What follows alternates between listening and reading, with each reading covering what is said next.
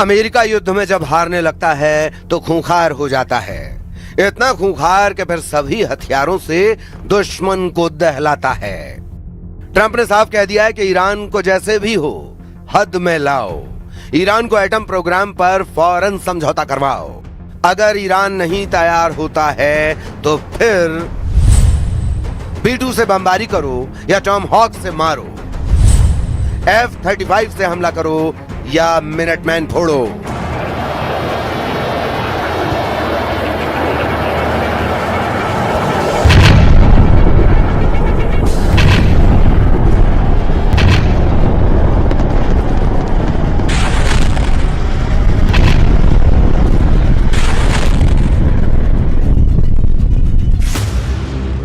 मगर ईरान को अब ट्रंप बख्शने को तैयार नहीं।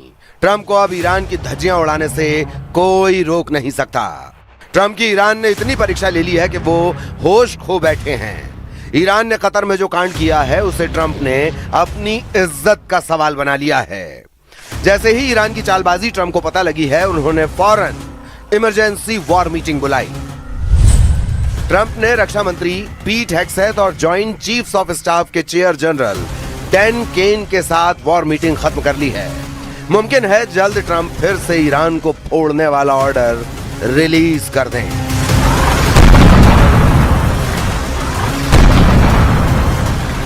क्योंकि कतर में उनके अरमान कतरे कतरे में तब्दील हो चुके हैं। ईरान ने अमेरिका से 1-to-1 बात ही नहीं की। यही नहीं, खींचतान के बीच इराक की राजधानी बगदाद से धमाके और हवाई हमले की तस्वीर आ गई।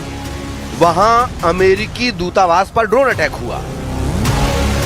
तस्वीरों में दिख रहा यह इलाका बगदाद का सबसे सुरक्षित इलाका माना जाता है, लेकिन वहां हमला हुआ।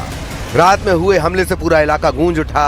आरोप लगा कि अटैक ईरान ने किया, वो भी ऐसे समय जब डील की वजह से अमेरिका और ईरान ने एक दूसरे पर हमले रोके हुए हैं।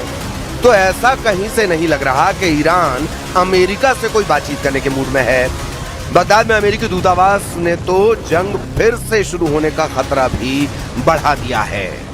रही सही कसर कतर के दोहा में पूरी हो गई, क्योंकि वहां अमेरिका और ईरान के प्रतिनिधिमंडल की सीधी बात ही नहीं हुई और अमेरिकी प्रतिनिधिमंडल केवल कतर के प्रधानमंत्री से ही मिला।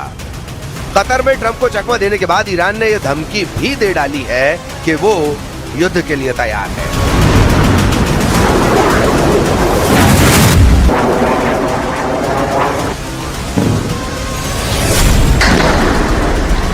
ما نسبت به تفاهم نامه مصریم، یعنی ما هم در حال گفتگو هستیم، هم اگر گفتگو رو نخوان اجرا بکنن آماده جنگ هستیم و عکس العمل نشون میدیم و حتما طبق اون کار رو دنبال میکنیم।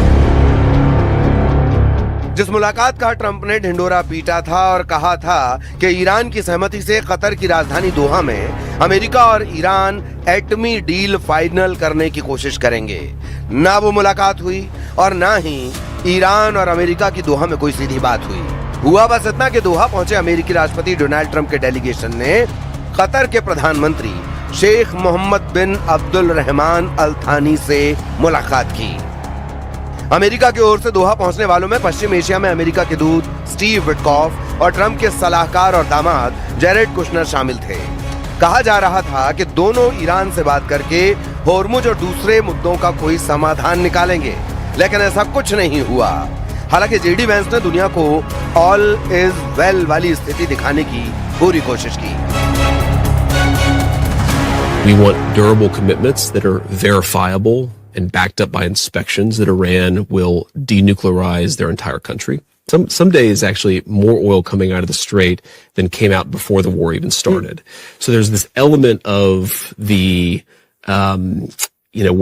where the world oil economy is kind of getting back into gear. That's going to take a little bit of time, but you've already seen the prices come way down.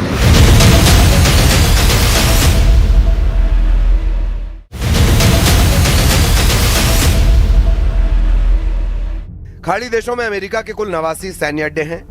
Iran ने युद्ध के दौरान इनमें सबसे अहम सैन्य ठिकानों को मिसाइलों और ड्रोन से दहलाया था। फिर से जब युद्ध के आसार बन रहे हैं तो अमेरिका अपने सैन्य अड्डों को बंद करने या फिर दूसरी लोकेशन पर शिफ्ट करने का प्लान बना रहा है। खाड़ी देशों से जिन देशों में सैन्य अड्डों की शिफ्टिंग की जा सकती है, उसमें 3 नाम सबसे आगे हैं। पहला इजराइल, जहां मजबूत एयर डिफेंस सिस्टम है, इसीलिए इसे सबसे सुरक्षित विकल्प माना जा रहा है। ग्रीस दूसरी लोकेशन है, जो यूरोप के करीब होने के कारण रणनीतिक रूप से अहम मानी जा रही है। तीसरी है साइप्रस, जो भूमध्य सागर में अमेरिका को बेहतर सैन्य पहुंच दे सकती है। ट्रंप ने जैसे ही अपने सैन्य अड्डों को सेफ हाउस में शिफ्ट किया, फिर ईरान का हिसाब तय है। ट्रंप जितने गुस्से में है, उससे यह भी साफ है कि अब ईरान पर B-2 बम वर्षकों जैसे विध्वंसक से हमला होगा। यह अमेरिका का ऐसा बमबाज है जो कभी चमगादड़ की तरह नजर आता है तो कभी चील जैसा दिखता है। ऐसा बॉम्बर जिसकी उड़ान का मतलब है बहुत ही खास मिशन। अमेरिका का B-2 बॉम्बर BBB फॉर्मूले के साथ उड़ता है। फॉर्मूला BBB यानी बंकर बस्टर बम B-2 दुनिया का अकेला ऐसा बॉम्बर है जो 3 तरह के बहुत ही खतरनाक बंकर बस्टर फायर कर सकता है। पहला है GBU-28, दूसरा है GBU-72, तीसरा है GBU-57, जिससे अमेरिका ने ईरान की फोर्दो परमाणु साइट पर हमला किया था। हालांकि तब ये सवाल उठे थे कि आखिर B-2 के हमले से हासिल क्या हुआ। क्या ट्रंप ईरान के परमाणु कार्यक्रम को पूरी तरह मिट्टी में मिलाने में कामयाब रहे, या फिर सब कुछ एक दिखावा साबित हुआ? क्योंकि रूस ने तब अमेरिका की सर्जिकल स्ट्राइक की सफलता पर सवाल उठाए थे। 2025 में 12 दिनों के युद्ध में ईरान ने बराबर की टक्कर दी थी।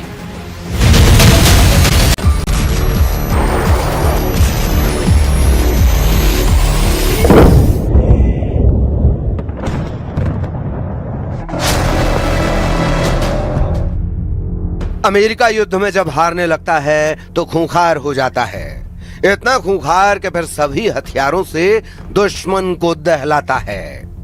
ट्रंप ने साफ कह दिया है कि ईरान को जैसे भी हो हद में लाओ, ईरान को एटम प्रोग्राम पर फौरन समझौता करवाओ।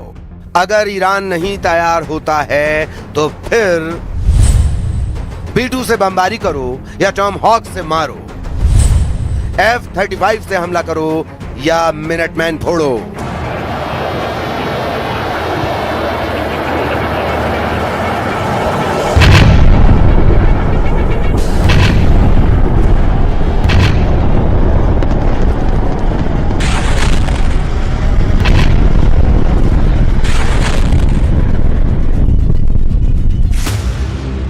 मगर ईरान को अब ट्रंप बख्शने को तैयार नहीं। ट्रंप को अब ईरान की धज्जियां उड़ाने से कोई रोक नहीं सकता। ट्रंप की ईरान ने इतनी परीक्षा ले ली है कि वो होश खो बैठे हैं। ईरान ने कतर में जो कांड किया है उसे ट्रंप ने अपनी इज्जत का सवाल बना लिया है। जैसे ही ईरान की चालबाजी ट्रंप को पता लगी है, उन्होंने फौरन इमरजेंसी वॉर मीटिंग बुलाई।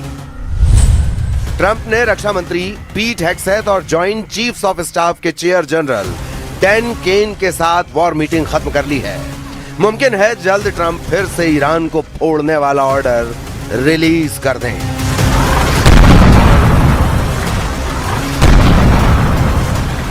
क्योंकि कतर में उनके अरमान कतरे कतरे में तब्दील हो चुके हैं। ईरान ने अमेरिका से 1-to-1 बात ही नहीं की। यही नहीं, खींचतान के बीच इराक की राजधानी बगदाद से धमाके और हवाई हमले की तस्वीर आ गई। वहां अमेरिकी दूतावास पर ड्रोन अटैक हुआ। तस्वीरों में दिख रहा यह इलाका बगदाद का सबसे सुरक्षित इलाका माना जाता है, लेकिन वहां हमला हुआ। रात में हुए हमले से पूरा इलाका गूंज उठा। आरोप लगा कि अटैक ईरान ने किया, वो भी ऐसे समय जब डील की वजह से अमेरिका और ईरान ने एक दूसरे पर हमले रोके हुए हैं। तो ऐसा कहीं से नहीं लग रहा कि ईरान अमेरिका से कोई बातचीत करने के मूड में है। बगदाद में अमेरिकी दूतावास ने तो जंग फिर से शुरू होने का खतरा भी बढ़ा दिया है। रही सही कसर कतर के दोहा में पूरी हो गई, क्योंकि वहां अमेरिका और ईरान के प्रतिनिधिमंडल की सीधी बात ही नहीं हुई और अमेरिकी प्रतिनिधिमंडल केवल कतर के प्रधानमंत्री से ही मिला।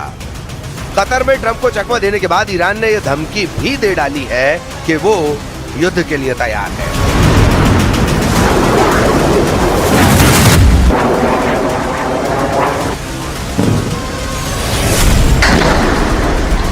ما نسبت به تفاهم نامه مصریم، یعنی ما هم در حال گفتگو هستیم، هم اگر گفتگو رو نخوان اجرا بکنن آماده جنگ هستیم و عکس العمل نشون میدیم و حتما طبق اون کار رو دنبال میکنیم. जिस मुलाकात का ट्रंप ने ढिंडोरा पीटा था और कहा था कि ईरान की सहमति से कतर की राजधानी दोहा में अमेरिका और ईरान एटमी डील फाइनल करने की कोशिश करेंगे, ना वो मुलाकात हुई और ना ही ईरान और अमेरिका की दोहा में कोई सीधी बात हुई। हुआ बस इतना कि दोहा पहुंचे अमेरिकी राष्ट्रपति डोनाल्ड ट्रंप के डेलीगेशन ने कतर के प्रधानमंत्री शेख मोहम्मद बिन अब्दुल रहमान अल थानी से मुलाकात की। अमेरिका की ओर से दोहा पहुंचने वालों में पश्चिम एशिया में अमेरिका के दूत स्टीव विटकॉफ और ट्रंप के सलाहकार और दामाद जेरेड कुशनर शामिल थे। कहा जा रहा था कि दोनों ईरान से बात करके होर्मुज और दूसरे मुद्दों का कोई समाधान निकालेंगे, लेकिन ऐसा कुछ नहीं हुआ। हालांकि जेडी वेंस ने दुनिया को ऑल इज वेल वाली स्थिति दिखाने की पूरी कोशिश की। We want durable commitments that are verifiable and backed up by inspections that Iran will denuclearize their entire country. Some days actually more oil coming out of the Strait than came out before the war even started. So there's this element of the, where the world oil economy is kind of getting back into gear. That's going to take a little bit of time, but you've already seen the prices come way down.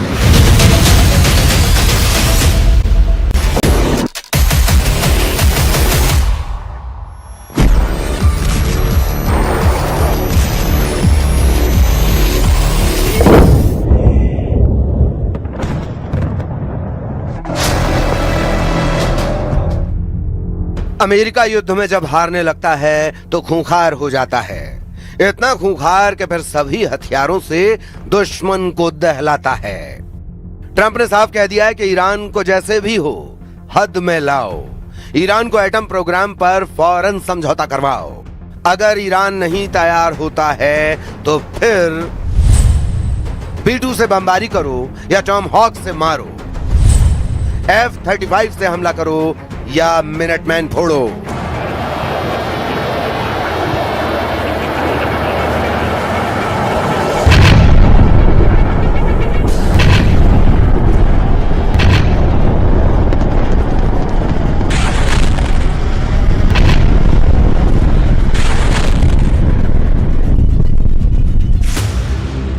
मगर Iran को अब Trump बख्शने को तैयार नहीं। Trump को अब Iran की धज्जियां उड़ाने से कोई रोक नहीं सकता। ट्रंप की ईरान ने इतनी परीक्षा ले ली है कि वो होश खो बैठे हैं। ईरान ने कतर में जो कांड किया है उसे ट्रंप ने अपनी इज्जत का सवाल बना लिया है। जैसे ही ईरान की चालबाजी ट्रंप को पता लगी है, उन्होंने फौरन इमरजेंसी वॉर मीटिंग बुलाई। ट्रंप ने रक्षा मंत्री पीट हेग्सेथ और जॉइंट चीफ्स ऑफ स्टाफ के चेयर जनरल डैन केन के साथ वॉर मीटिंग खत्म कर ली है। मुमकिन है जल्द ट्रंप फिर से ईरान को फोड़ने वाला ऑर्डर रिलीज कर दें।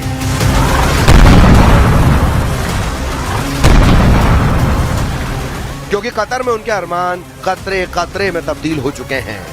ईरान ने अमेरिका से 1-to-1 बात ही नहीं की। यही नहीं, खींचतान के बीच इराक की राजधानी बगदाद से धमाके और हवाई हमले की तस्वीर आ गई। वहां अमेरिकी दूतावास पर ड्रोन अटैक हुआ। तस्वीरों में दिख रहा यह इलाका बगदाद का सबसे सुरक्षित इलाका माना जाता है, लेकिन वहां हमला हुआ। रात में हुए हमले से पूरा इलाका गूंज उठा। आरोप लगा कि अटैक ईरान ने किया, वो भी ऐसे समय जब डील की वजह से अमेरिका और ईरान ने एक दूसरे पर हमले रोके हुए हैं। तो ऐसा कहीं से नहीं लग रहा कि ईरान अमेरिका से कोई बातचीत करने के मूड में है। बगदाद में अमेरिकी दूतावास ने तो जंग फिर से शुरू होने का खतरा भी बढ़ा दिया है। रही सही कसर कतर के दोहा में पूरी हो गई, क्योंकि वहां अमेरिका और ईरान के प्रतिनिधिमंडल की सीधी बात ही नहीं हुई और अमेरिकी प्रतिनिधिमंडल केवल कतर के प्रधानमंत्री से ही मिला। कतर में ट्रंप को चकमा देने के बाद ईरान ने यह धमकी भी दे डाली है कि वो युद्ध के लिए तैयार है।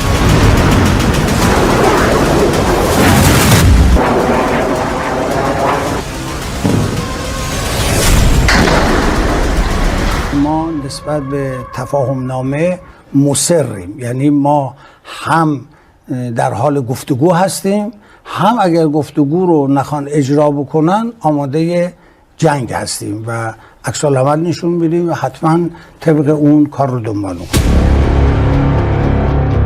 जिस मुलाकात का ट्रंप ने ढिंडोरा पीटा था और कहा था कि ईरान की सहमति से कतर की राजधानी दोहा में अमेरिका और ईरान एटमी डील फाइनल करने की कोशिश करेंगे, ना वो मुलाकात हुई और ना ही ईरान और अमेरिका की दोहा में कोई सीधी बात हुई।